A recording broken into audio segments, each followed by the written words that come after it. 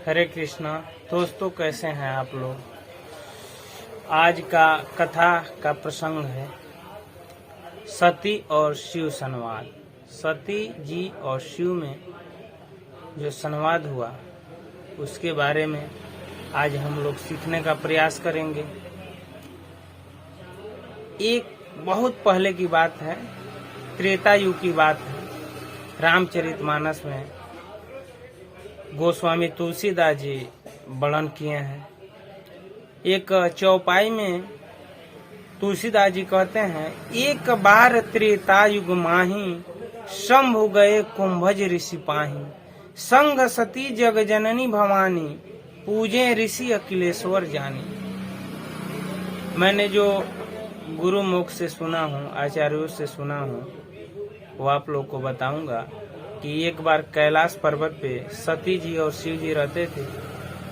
तो सती ने कहा कि भगवान चलिए, आप जो है हमेशा जो है मन में किसका नाम लेते रहते हैं। तो शिव जी ने कहा, मैं हमेशा राम नाम का ध्यान करता हूँ, उन्हीं का स्मरण करता हूँ। तो सती जी ने कहा कि हमको राम कथा सुनना है। तो शिव जी ने कहा कि चलिए ठीक है, हम लोग चलते हैं कुंभज ऋषि जी के पास।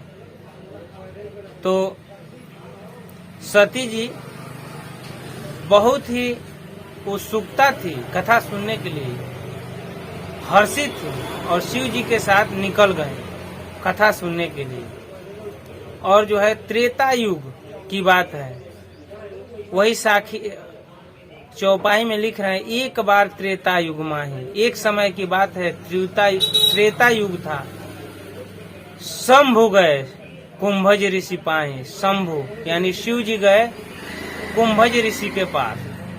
संग सती जग जननी भवानी, पूजो ऋषि अखिलेश्वर जानी। सती जी ने सुना, सोचा कि अरे भाई,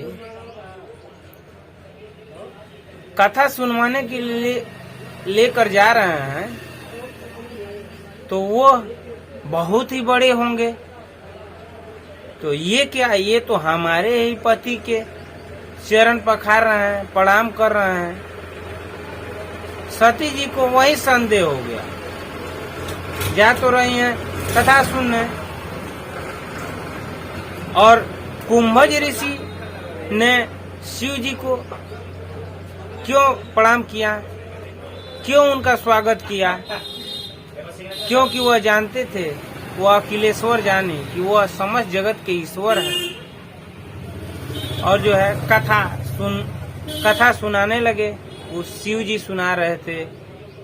आपस में कथा कई दिनों तक हुआ।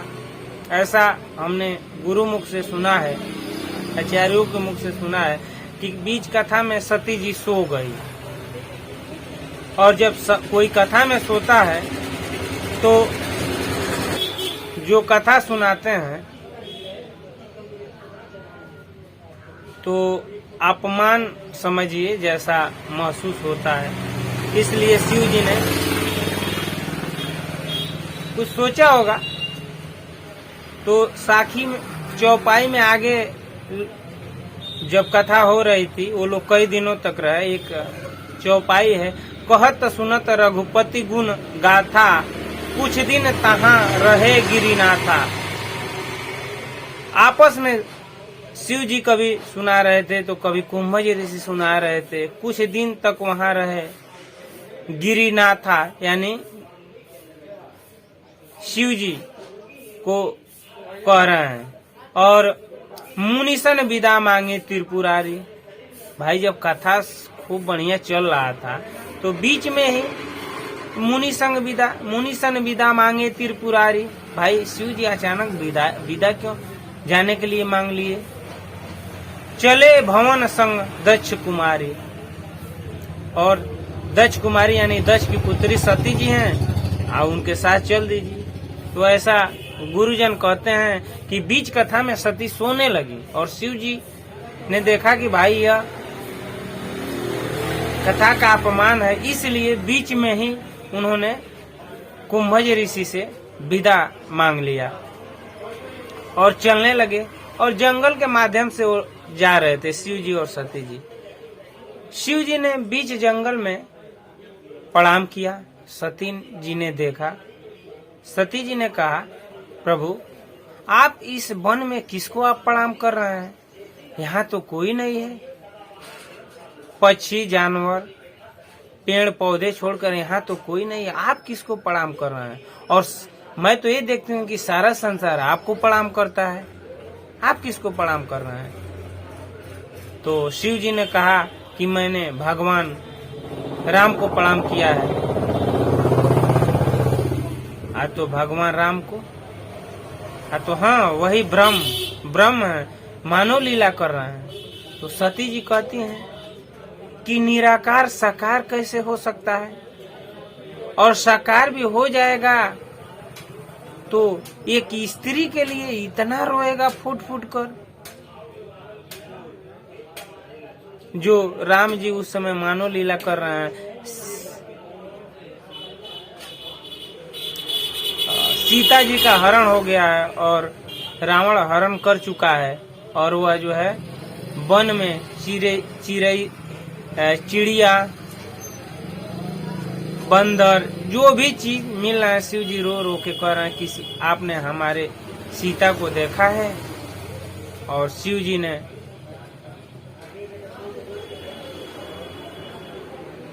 यही दृष्टि उनको समझा रहे हैं कि भगवान मानव लीला कर रहे हैं। सती जी को ये विश्वास नहीं होता है कि यह ब्रह्म है।